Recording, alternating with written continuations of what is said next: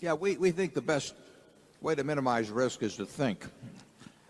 And the idea that you have, you say, I've got 60% in stocks and 40% in bonds, and then have a big announcement, now we're moving it to 65-35 as some strategists or whatever they call them in Wall Street do. I mean, that has to be pure nonsense. I mean, 60-40 or 65-30, it just doesn't make any sense. I mean, what you ought to do is have your default position is always short-term instruments, and whenever you see anything intelligent to do, you should do it, and you shouldn't be trying to match up with some goal like that. I found it entertaining. I was just reading yesterday an article, I think it was, about the two fellows at Google and all of the problems they're going to have because they're each going to get a few $1 billion.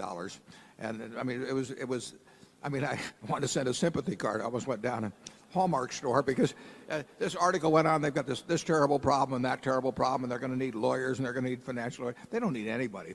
Those guys are smarter than the people that are coming to them, and they do not have a big problem. And they're very capable of thinking it through themselves. The people that have the problem are the people who want to sell their services to them and are going to have to convince them that they have a problem. But so much of what you see when you talk about asset allocation or something, it's just merchandising. It's a way to make you think that if you don't know how to determine whether it should be 60-40 or 65-35, that you need these people.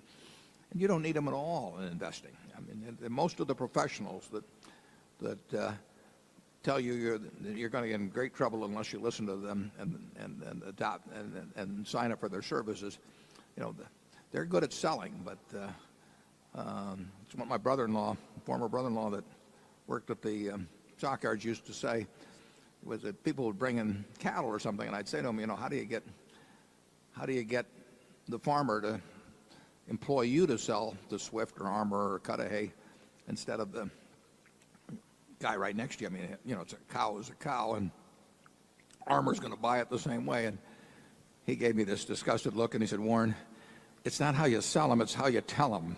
Well, there's a lot of that in Wall Street.